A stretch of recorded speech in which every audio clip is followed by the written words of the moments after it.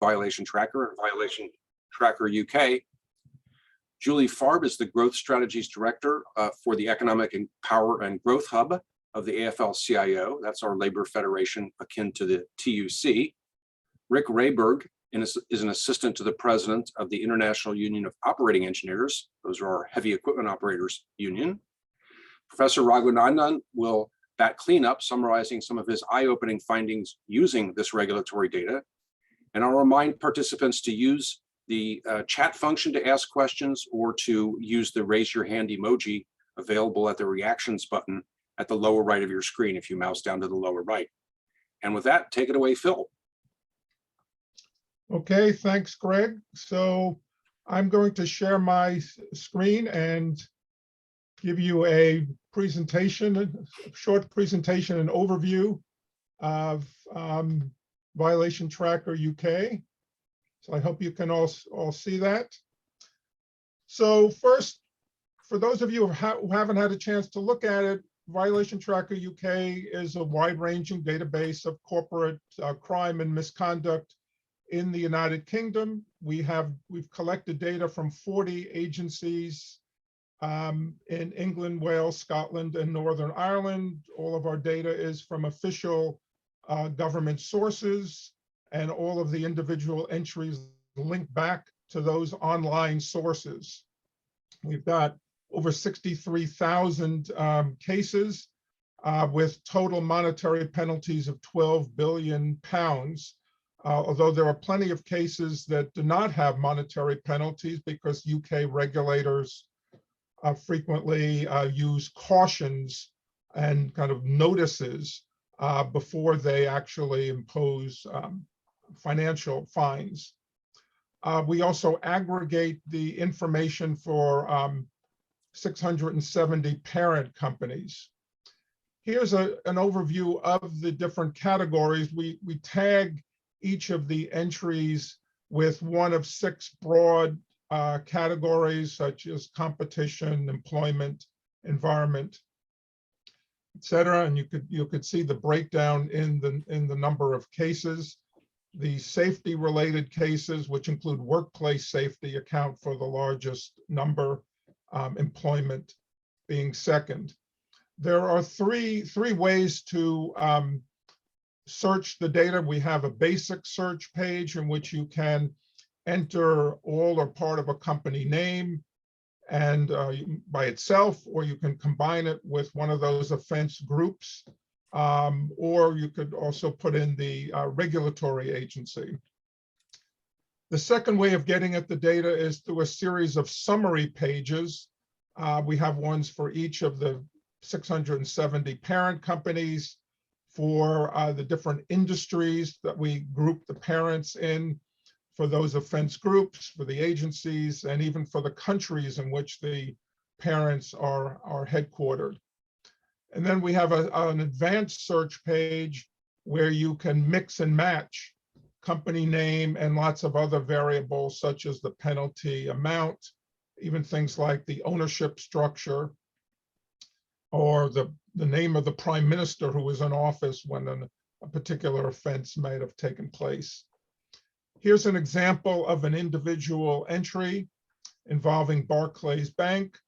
They paid a fine of £284 million.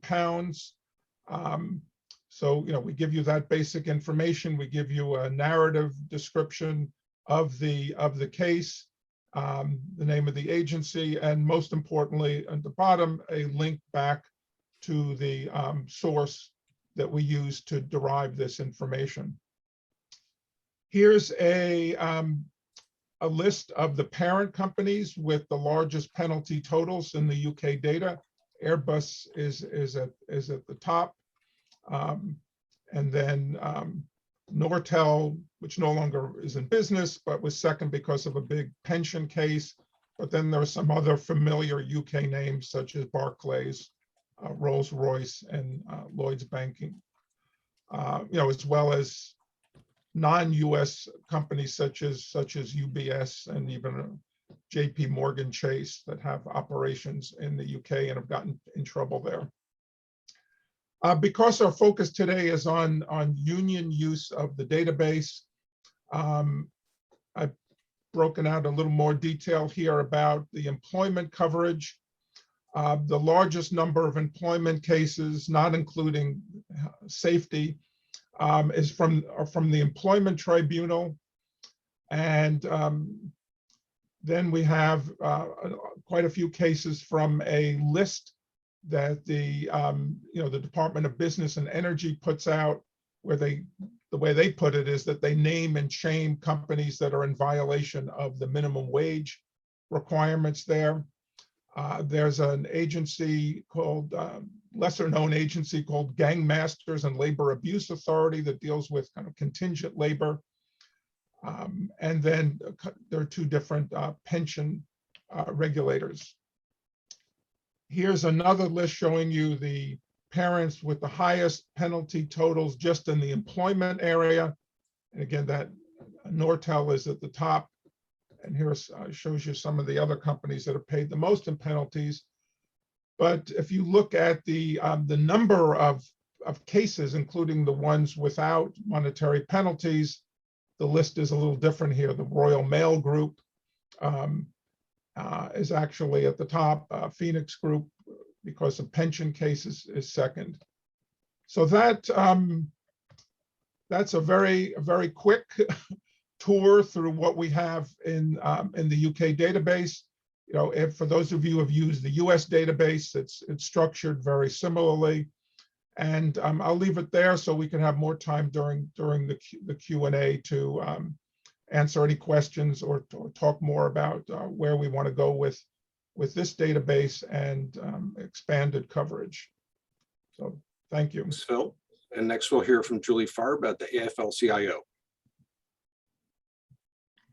Hi, everybody. Thanks for inviting me, Greg and Phil. I'm always pleased to do things like this with Good Jobs First. I've been in the labor movement myself for 25 years or more now, and I think have worked alongside Good Jobs First or directly with them for most of that time. So I'm really pleased to be here and very excited about this new tool. We've had a version of this tool in the US through Good Jobs First for some time now, and so I just want to share with you all a little bit about the difference it's made for us. The AFL-CIO is the largest labor federation in the US, and we consistently rely on Good Jobs First data and analysis. As I mentioned, Good Jobs First has been a steadfast ally of unions and an impeccable research source for my entire career. We were really excited when Violation Tracker was rolled out in the US as the first kind of wide-ranging database on corporate misconduct. We were so excited we featured it in one of our national research webinars in 2017.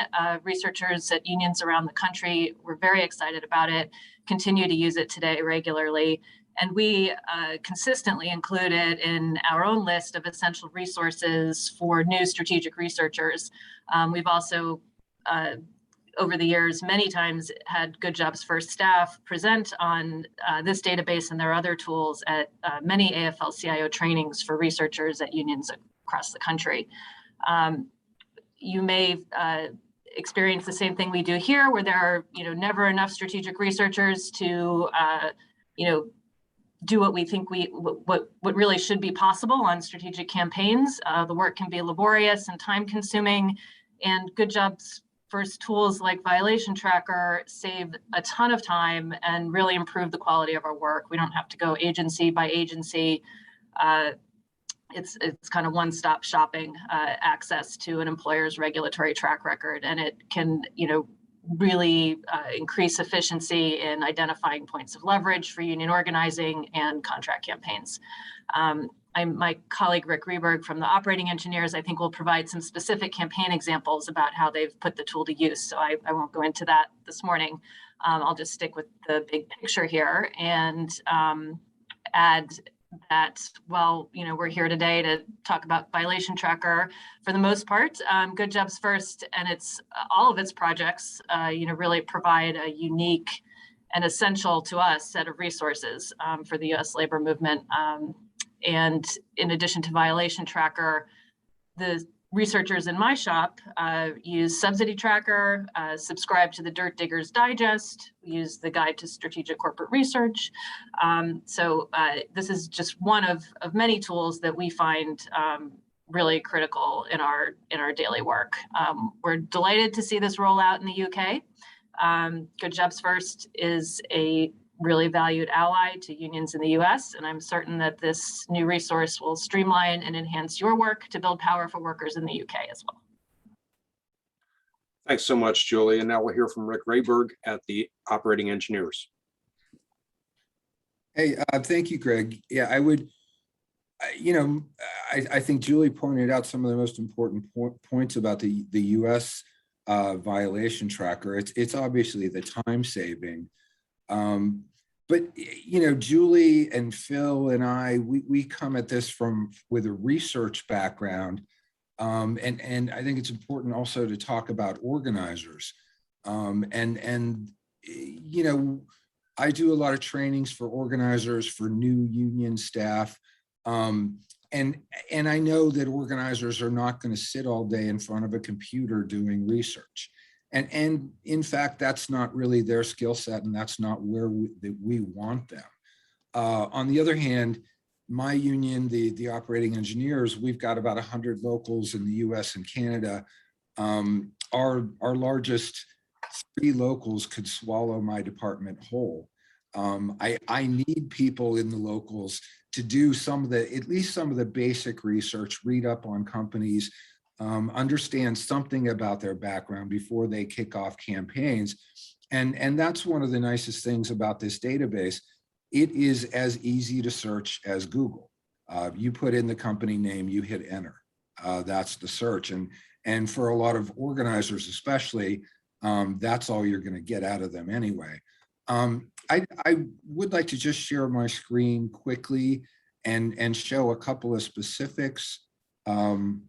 So I'm going to do that now. Looks good. Seeing that, Phil? Okay. Yep. So this is the US version, and I just want to do a couple of searches. Generally, I just search by a company name, and I'm going to search a company called Blattner Energy. They're doing a lot of wind and solar work in the US. And what generally pops up here are things that I would search anyway. OSHA is the Worker Safety Regulatory Authority. These are wage and hour violations. This is the National Labor Relations Board. Those are all pretty standard for any union researcher. We know to search those agencies. But what's so nice about Violation Tracker is that this very strange thing turns up here on Blattner, a $35,000 penalty for the FAA, which is the Federal Aviation Administration. It's the Airport and Airline Regulatory Authority in the US. And when I click on that, there's something here about hazardous material shipping. So it's some sort of civil penalty for $35 for hazardous materials. Now, I don't know what this is. And I actually filed a request with the agency, a Freedom of Information Act request, to get the background materials on this penalty to find out what's going on. I haven't received it yet, so I don't have an answer for you. But I think the important thing is, I mean, I've been doing this about 30 years myself, and never in a million years would I have thought to search the FAA, Blattner Energy. Why would I? That doesn't make any sense. And yet here is this violation that I would not have found otherwise. So aggregating this data from all of these different agencies has been really helpful to us. Another search that I'll show you very quickly, and another company that we're working on is called Clean Harbors. Whoops. So they're a environmental cleanup, hydro excavation. They do a lot of very dirty jobs throughout the US and Canada. And So with Clean Harbors here, there's a couple of things. First of all, I really like that there's this tracking to the parent, because what happens here is that this is an industry that's in a lot of flux right now. There's a lot of venture capital pouring into this industry. There's a lot of companies acquiring each other, a lot of mergers going on. And so this search picks up all of these various subsidiaries like Safety Clean Systems, which is not what I searched for, but is one of the companies that the Clean Harbors parent has acquired. So there's a link there for that. And then another thing is simply, we're up here, 299 results found. Well, first of all, this is a huge time saver for me, because when I do the search and see that there are 299 hits, I immediately have one of my junior researchers go through this and put everything together. So that saved time for me because I don't have to do it now. But there's all of these hits that come up under, again, agencies that I would not have thought to search for. This is the Louisiana Environmental Agency, California, Utah, these various, I don't even know what multi-ag is. Multi-attorneys general. It's a multi-state lawsuit. Okay, I probably wouldn't have found that otherwise. So that's just sort of an example of how this not only saves you time, but really searches agencies that you wouldn't think of or wouldn't do otherwise, and that's a big part of it for me. The other thing, just quickly, that I'll mention is that there's the agency data sources, the update log. I've known Greg and Phil a long time. I trust them with their data, but that's actually rare for me. I don't like third-party sources of data.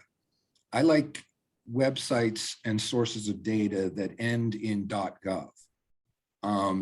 And that's really important here. I trust this source and know that the information has been vetted. It's from reliable sources, and I can rely on it. So I think that's it for me. Thanks so much, Rick. And now we'll hear from Professor Raghavan at the London School of Economics. Thanks. I'll just quickly share my screen. I also noticed there were a bunch of academics in the audience. Just a heads up, this presentation is kind of the practical. I'm trying to be as practical as I can in how I describe some of my work. So if it's not as rigorous as you're possibly expecting, my apologies. Come back on Thursday. So anyway, so I'm one of the sort of, I guess, what you might call power users of Violation Tracker. I think Greg and Phil told me I was the first one to get it in the US, first one to get it in the UK.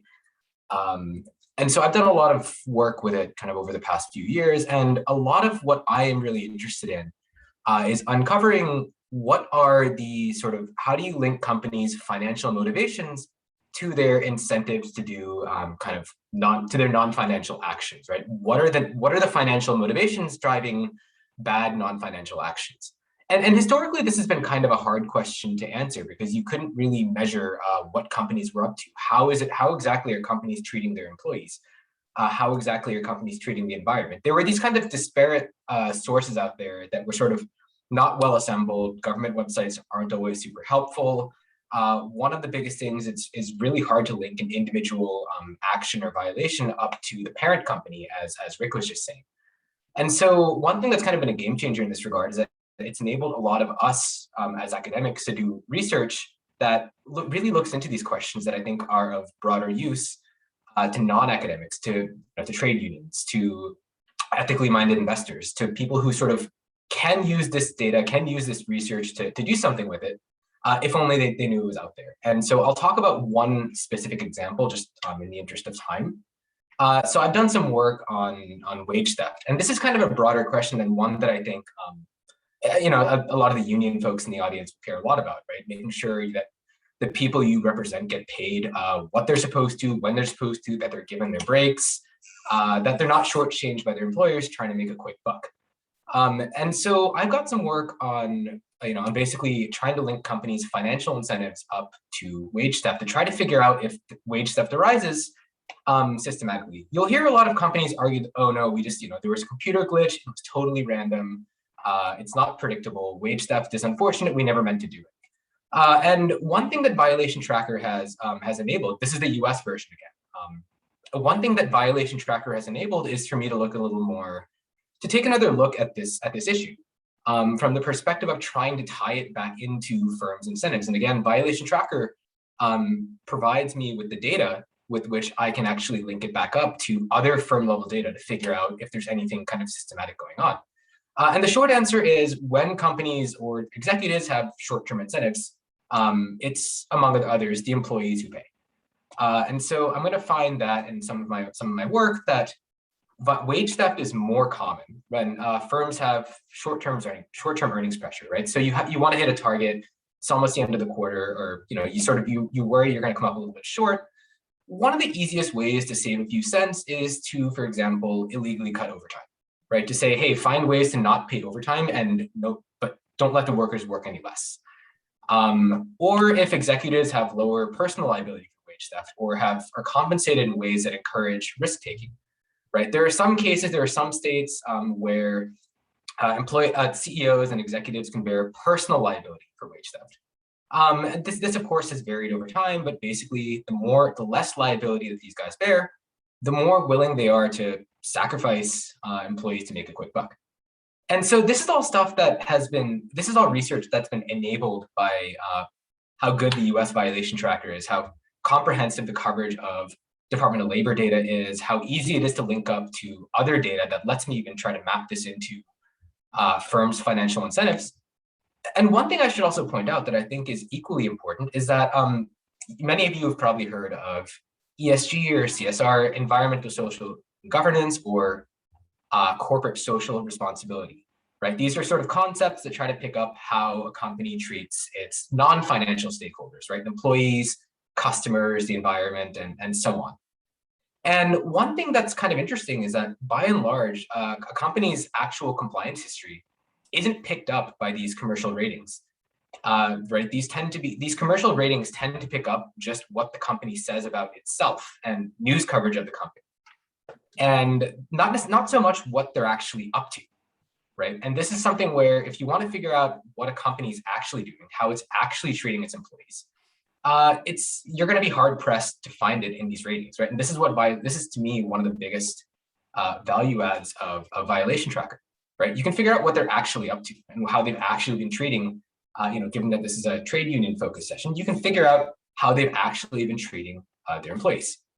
And really quickly, just before I wrap up, I was told I have 5 minutes and I think I've already taken all of it. I've had a chance to do some just a couple of preliminary looks at the UK data. I haven't had a chance to write this up. I've got a newborn at home. He takes up all my time. But in looking at kind of the FTSE 350 members in our data, right? So the sort of the biggest, most important UK public companies, we find a link between companies' violation histories and stock market underperformance, financial underperformance, and you can start to see kind of a similar story arise, right? Where companies under financial pressure try to respond potentially by taking it out on their employees.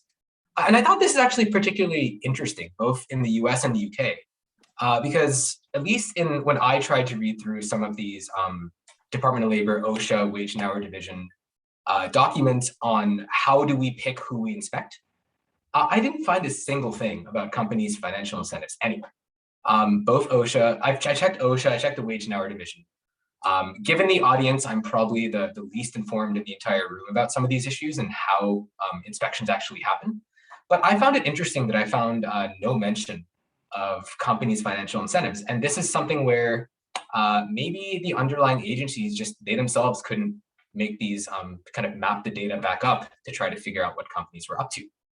And so this is something that I think will hopefully, again, I try to sort of explain how some of this research could affect practice, and this is something that I think could actually help. And finally, there's no correlation in the UK as well between these commercial ratings and actual labor or environmental practices. So the bit about ESG scores I just told you about for the US also holds for the UK. So the punchline here, basically, just to wrap up, is that if you want to know how companies are actually treating employees or the environment, and how this may come as a strategic response to their own incentives, check Violation Tracker. And hopefully that'll be true in the UK as well.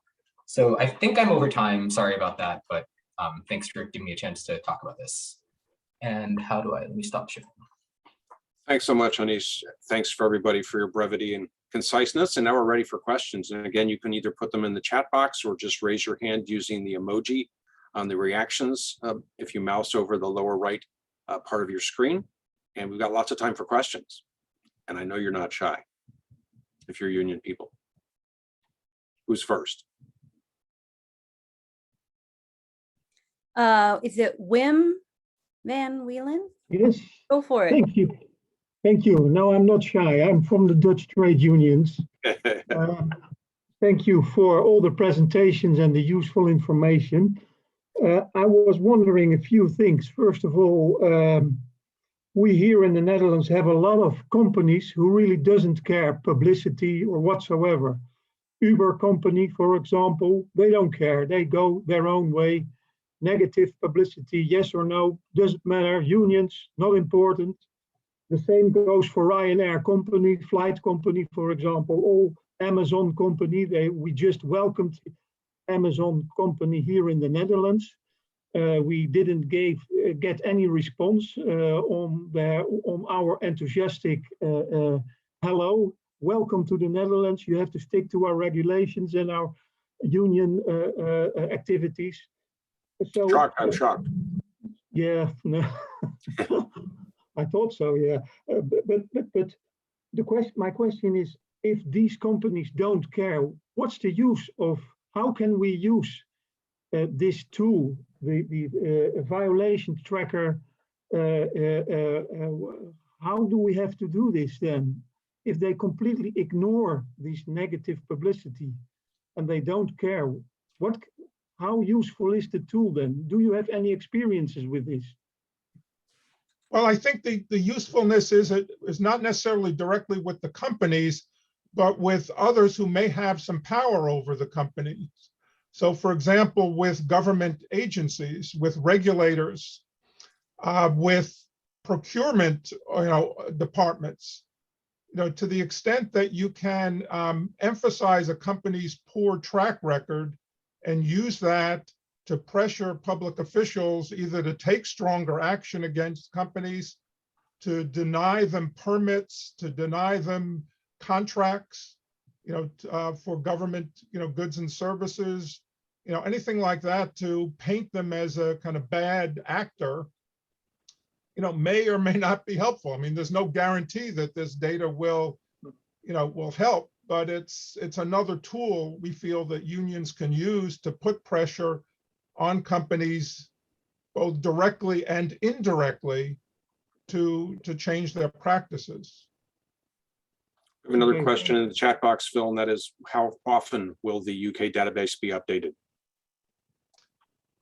Quarterly is our current intention. I mean, unless there's a major case that occurs sooner, we'll try to squeeze that into the database. But there's a lot of work that goes into collecting the data. I mean, I want to also acknowledge our lead researcher, Anthony K. Bagley, who's on the call, who's collected a lot of this information, and he knows all too well how time-consuming it is to track down all this information, to collect it, and then after it's collected, we have to do the parent-subsidiary matching, which is also a labor-intensive process. Because this information is not gathered through automatic feeds. It's gathered through human beings going through a large number of sources, mainly online, sometimes open records requests, collecting the basic data, processing it, formatting it, and then doing the parent matching. So it's not something we can update every day. We've been updating the US site quarterly, and it's our plan to do the same with the UK. Again, unless there's a very large case that we need to squeeze in sooner. To Vim's question too, I would just point out that banks stand out very negatively in both countries' databases. On the call today is Andy Agathangelou from the Transparency Task Force, who began shaking us by the lapels a year and a half ago, insisting that we take on this project because of his interest in financial services reforms. And we certainly hope that the data will now figure into those debates around your financial conduct authority and possible reforms being proposed in the financial sector. I don't know if Andy or anybody else on the call wants to speak to that. And we also know that a lot of new ESG users are beginning to use this data because they really think of it as a better mousetrap. I mean, to Anisha's point, the big traditional ESG and CSR advisories, we think, are missing the boat because they're not paying attention to this very rigorous empirical data, whereas now they've got a much more rigorous guidepost. And there's Andy on camera now.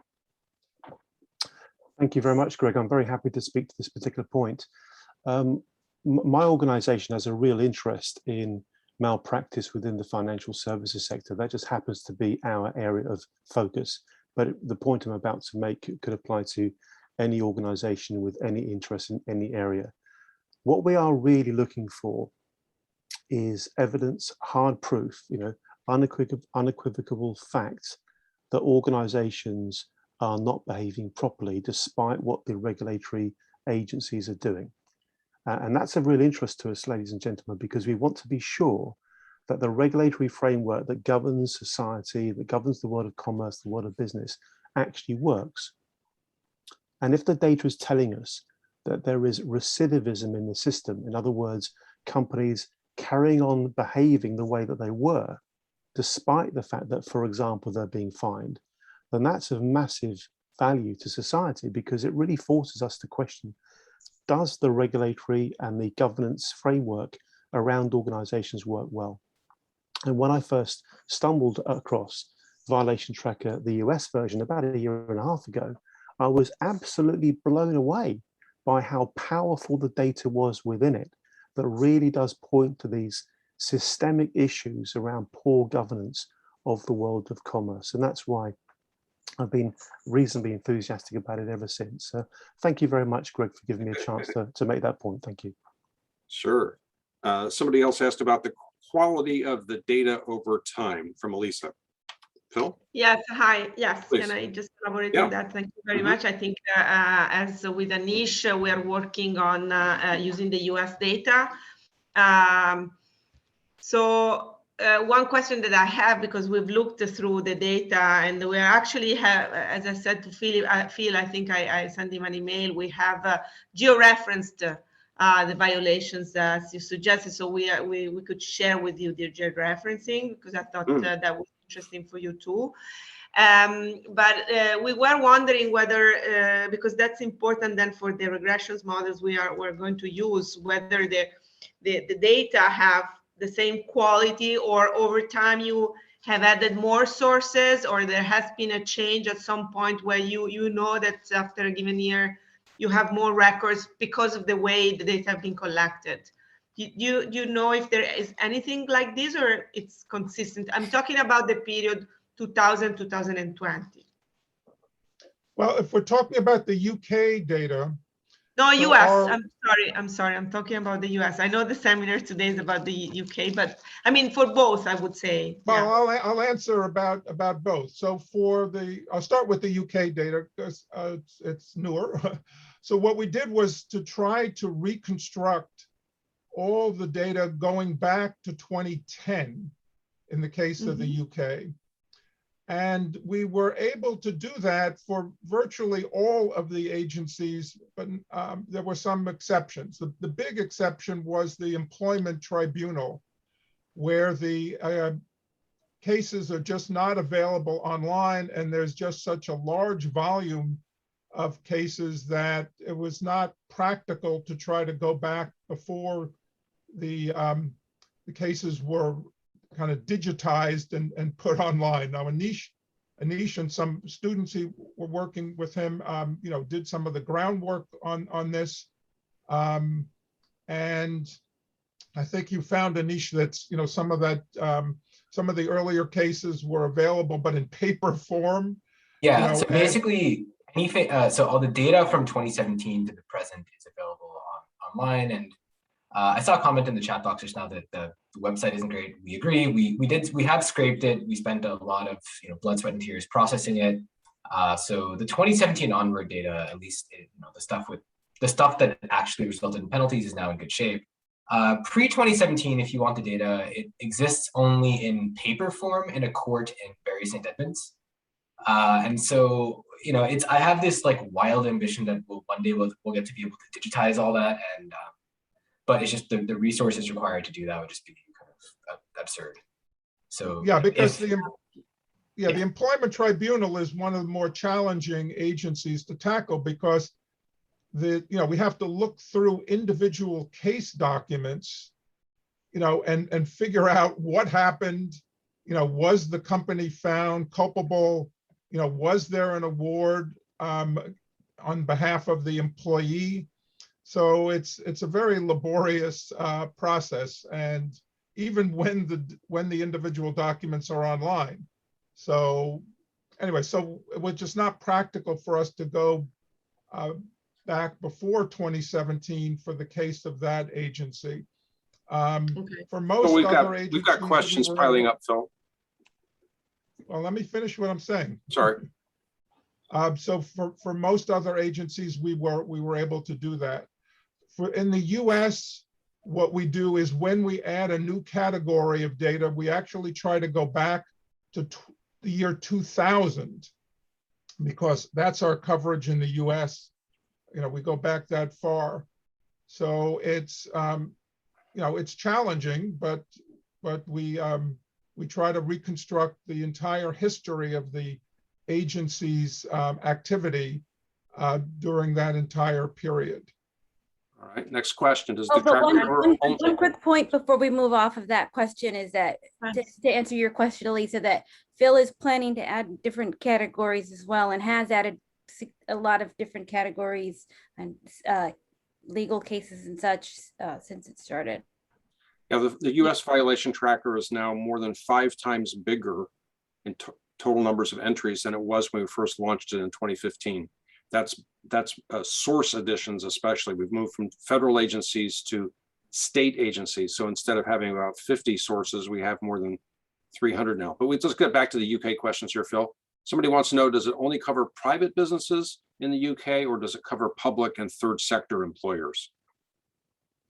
Well, it definitely covers third sector or non-governmental or non-profit, whatever term you want to use. I mean, there aren't a lot of those cases, but when they did show up, we did collect them.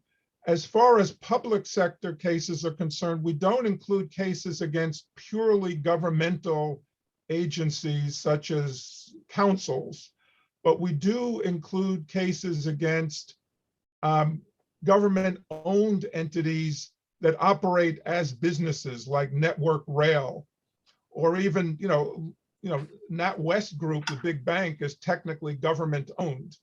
So in those cases, we do include cases against those kinds of entities. All right. There on the advanced search page, you can limit your search by the ownership structure of the parent company. All right. Next question. Are we planning to extend the data to other countries? Oh boy, big subject here for us. In addition to the US and the UK, researchers might be interested in cross-country analyses. We've been hearing this. Go ahead, Phil. Yeah, we definitely think there is interest.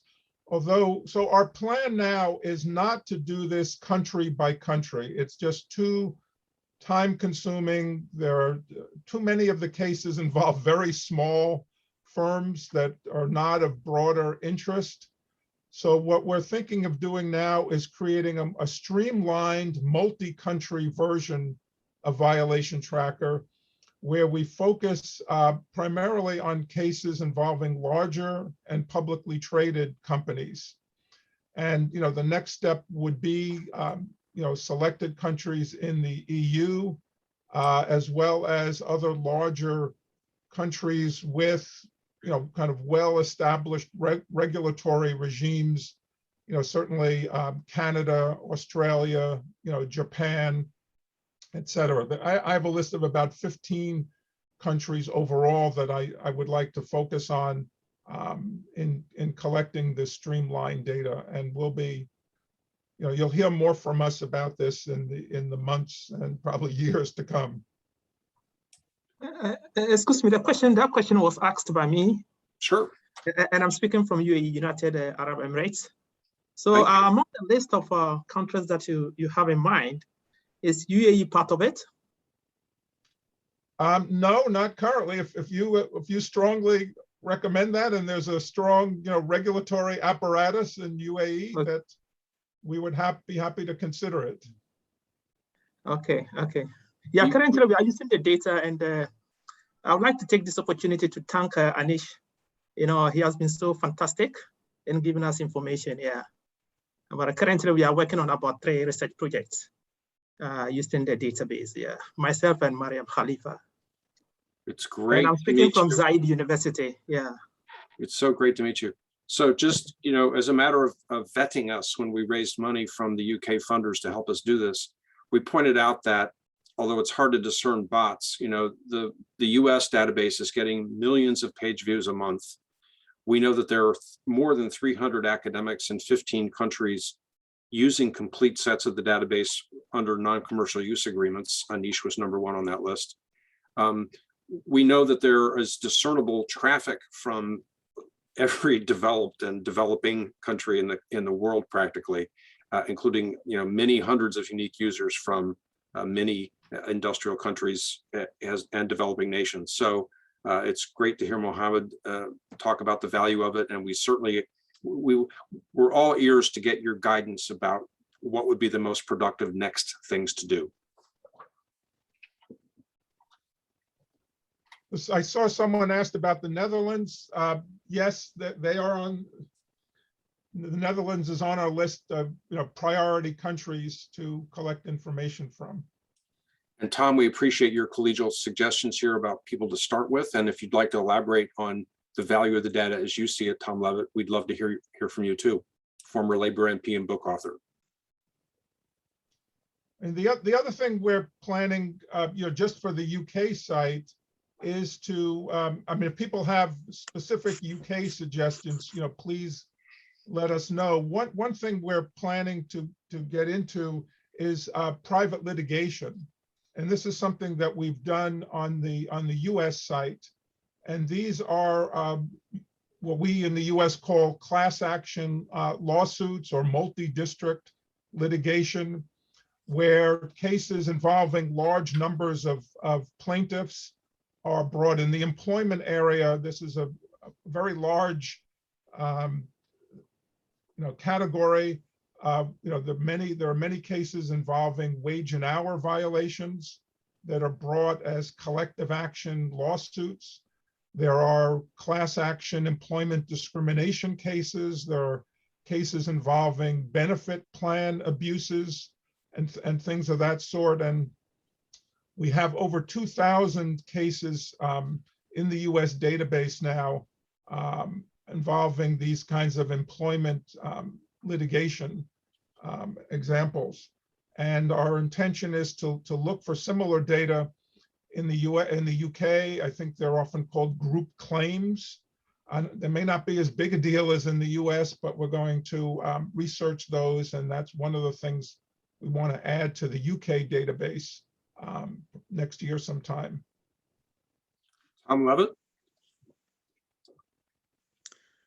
Yes, thank you. I'm working with a small group at the moment to try and put together an app or a website which will be available to consumers when they're thinking of what they're going to purchase, either brands or retail outlets, who can see all in one place what the ESG credentials are for any particular company. So I've been looking over the last few months at the same UK sources that you have, and they are really dreadful. For example, this morning I discovered that Morrison's supermarket has 6 employment tribunal cases against it in the last 3 years. Now that what took me 10 seconds to find on your website. It would have taken half an hour on the employment tribunal's website to find that same information. So I just wanted to say thank you very much. I've been using Violation Tracker UK for about a week now. I'm very impressed, and it's music to our ears. We love to hear that people know exactly what to do with it. That's great. Who else has a And question? things are probably going to get worse at Morrison's because they've been taken over by a US company now, haven't they? They have, and that means that they've dropped off the FTSE 100 index, which means that some of the information which was previously available on them is no longer available. Yeah. Who else has a question or experience or suggestion for future sources? Again, we're all ears. If I may. Please. I was wondering, when companies see their own name on the list, so to speak, do you have any experience, well, how they react? What do they do then? Well, we know that among the big power users are reputation defense firms and law firms. One day I got an email from Bank of America, one of our biggest, baddest banks, saying, why don't you have that new violation that was imposed against Wells Fargo, another notorious bank, up yet? And I had to say, well, we'll put this in the next update. But basically he was saying, we'll look less bad when they look really worse than they already look. So we know they're watching each other and themselves. Absolutely. Yeah, I mean, we sometimes get complaints from smaller companies that are on the list, basically feeling it's unfair that we're singling them out. And I have to point out, we're not singling you out. We have 496,000 entries on the database. We didn't, choose to put you in. We, because that's our approach. When we go to each agency and we collect all of their cases. In the US, as long as there's a financial penalty of $5,000 or more, we include every case, no matter how small the company is. And then, then we only aggregate the information for the larger companies, but you can still search for the, any company, no matter how small, if they show up in the data. So, we have to politely tell them, sorry, this is a matter of public record. We didn't, choose to put you in a bad light specifically. I like the point that was made earlier by one commenter that another way to use this data, frankly, is to pressure agencies like the Employment Tribunal with such dreadful record keeping back in those years, pressure them to get into the 21st century and digitize more of their records and put them online in ways so that they can be scraped and cleaned up and used like everybody else. Peer pressure and shaming for these agencies should go a long way toward making it all more accessible for everybody. And hey, Greg, can I jump in for 1 second too? Please. Let's not forget workers as an audience. We're talking a lot about government and investors and this and that, but really going all the way back to the original question that Vim made, I agree, Amazon and Jeff Bezos are probably unshameable. But one of the things that we use the data for, because construction companies are so mobile, when a company moves into a new area, we're able to go and talk to workers and say, look at their track record, look at their safety violations, look at this, this, and this. And there's actually an organizing campaign that I'm working on right now in Idaho.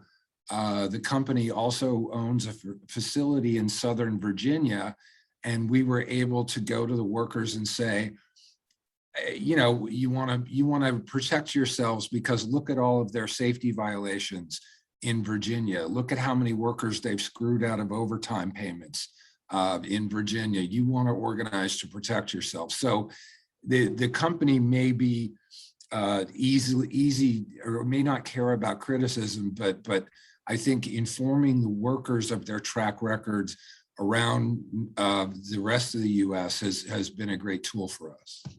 And just for our UK participants, Idaho and Virginia are about 3,000 miles apart.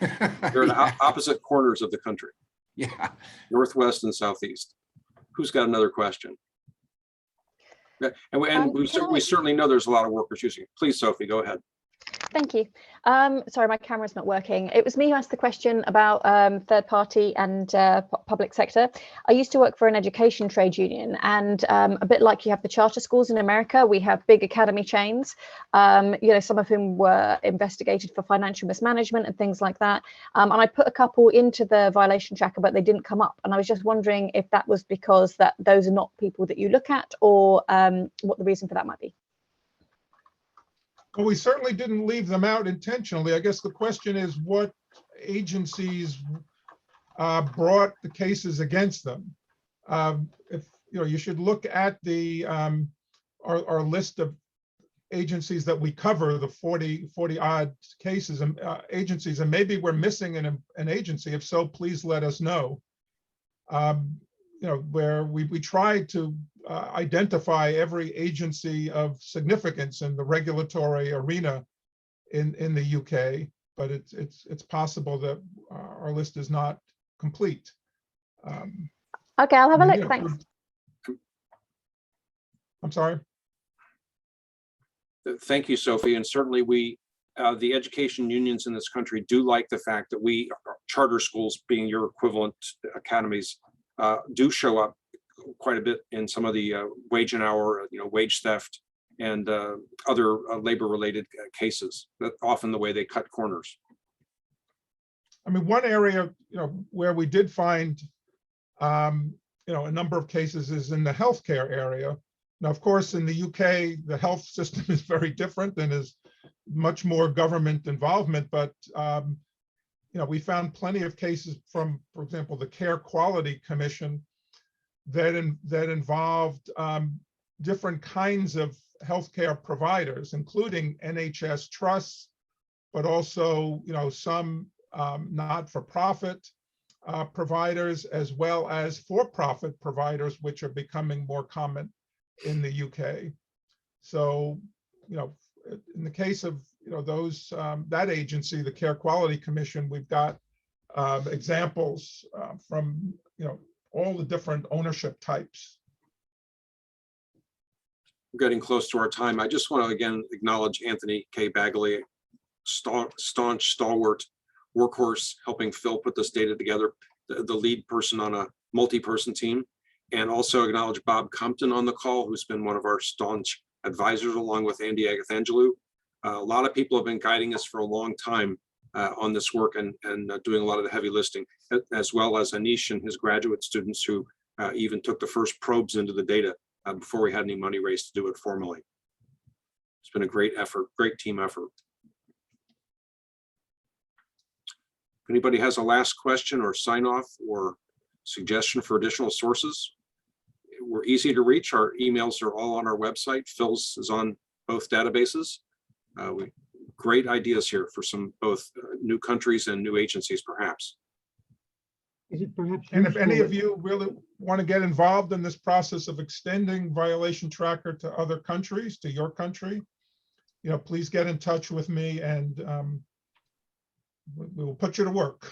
Netherlands and UAE here, let's talk. Oh yeah, and is it useful to send you some names of people who can help further on? Because yes, not only yes, the union, please. but okay. Yes, look, we have a virtuous cycle here of academics, activists, trade unions, journalists, all of whom have contributed. And it's great to hear that somebody's adding geographic data to the UK data. That would be a fantastic enhancement. It's a team effort, totally. Thank you. Yeah. So if you decide to extend it to UAE, we are here. Okay. Myself and Mariam, we are at Zaid University, and I'll be happy Perfect. to actually take part in the exercise. Yeah. With people's permission, we'll wrap it up then, unless there's any dangling questions or suggestions. Thank you for your comments in the chat box. We really appreciate that. And we'll be seeing you in cyberspace. Don't forget to tell your colleagues we'll have a session at 2 o'clock your time tomorrow and 3 o'clock your time on Thursday for corporate activists, corporate accountability activists tomorrow, and academics on Thursday, but it's not restricted. Anybody can attend any session. So if there was a union person today who could not attend, but you think would benefit from one of the other sessions, and then the Transparency Task Force is also conducting further sessions starting next week. There's about 8 more sessions available for people to choose from. So please tell anybody who wants to attend and find a convenient time for them. Thanks again, Arlene. Phil, are we good to go? All right. Yep. If Arlene says we're good to go, it's okay to wrap up. Okay. Thanks so much, everybody. Thanks again for your feedback. Spread the word, and we'll see you next time.